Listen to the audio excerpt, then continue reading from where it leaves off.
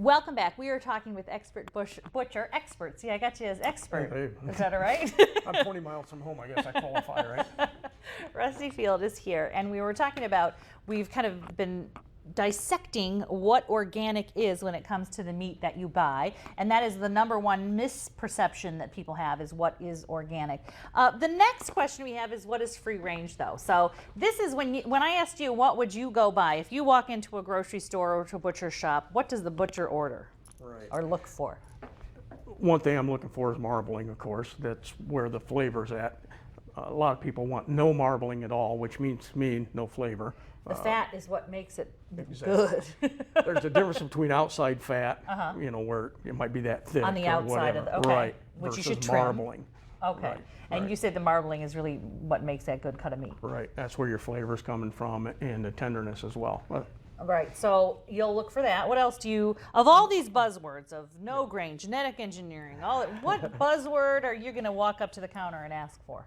I guess I lean more towards the pasture, grain-fed, well-marbled beef. Now, in So Ohio, pasture, what is that? right, Yeah. they have access to the outdoors where they can actually get some grass. They're not in a and- chute. Right, they're not just standing there, you know, packed in.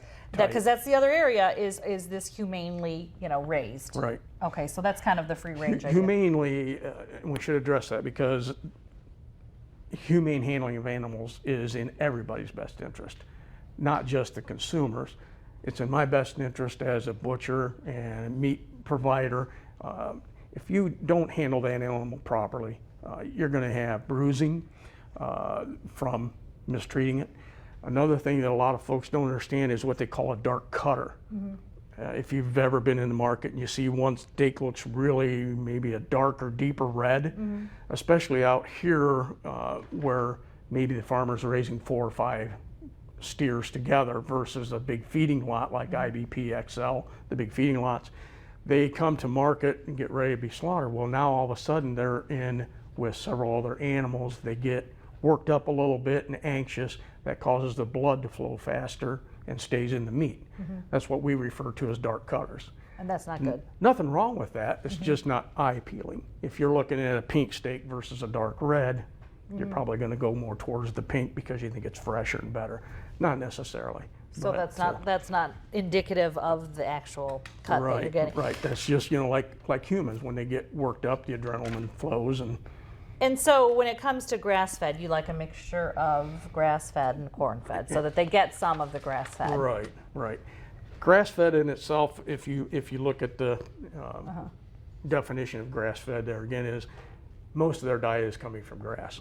That's Right. that's all it really says. So what else can be happening? Right. The synthetic fertilizers might be happening. Where are those pastures they have access Right, to? exactly. So that's why really what you want to do is start asking questions, start asking the right questions, and if you don't have access to the farmer, ask the butcher. He can help you. Ask the butcher. Right. See, now I think this is it. We're seeing a return to this kind of have this direct connection with your food, with the people that prepare your food. It's the only real way to know if you're getting something that you think you're getting. Right. All right, so before we go, we want to talk about some of the things that you guys make here. You brought some products with us, so what this is the most interesting. What? You see that up there? I don't know if they have that on, but that is what? That is actually smoked pigskin. That's smoked pig skin. Right. All right, just there it is. Not too appealing there, Rusty. It tastes a lot better than it looks. Does it? Yeah. Okay. You pop that in 40-degree frying oil for 60 seconds, and this is what you get. A delicious pork rind. That's how they make them, right? That's all that is. That's all it is. Right. I will, side note, dieting fans, because I've been on every diet, they are recommended on the Atkins diet, the pork rind. Why, you ask? How could that possibly be? Well, because it is no carbohydrates. When it comes to a pork rind, you are talking about something that has, what are the 2 ingredients? Pigskin and frying oil. That's it. Skin fried in oil. What could be wrong with that? It's like the all-American food, right? Right, right. Well, all I'm saying is there are no carbs. So if carb is your poison and you want something that tastes like a potato chip, this would be the way to go, but way better, right? Right. Okay, so that is how we get a pork rind. Right. Okay, so what else do we have? There's also a pork crackling. Pork crackling. Now this is skin with fat that's deep fried. So now you're getting more fat. But these are hard and a little bit tougher on the teeth, so you may want to take that into consideration. I won't do that on the air because I need this dazzling smile to make money, Rusty. That is the money shot. That's right. All right, what do we got over here? Okay, we also, and most of your local butchers that you're talking about Ask for around a the pork area crackling. make these things Okay. themselves. Of course, we have our own smokehouse where we do hams and bacons and that type of thing. These are actually snack sticks, Landjagers in some cases. Landjagers. It's actually 60% pork, 40% beef, and then, of course, the secret ingredients that we can't tell you or we wouldn't be selling them. You'd be making them yourself, right? Right, and I don't have time for that. All right, and finally, what else do we have here before we go? Jerky. Jerky. There's different types of jerky. We make what is called a wet jerky, which is actually smoked and not dehydrated.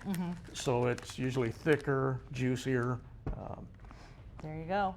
There we go. All right, you can get all of these if you're in the Toledo area, Northwest Ohio area, at St. Mary's Meats. That is on State Route 64, right? In Swanton, Ohio.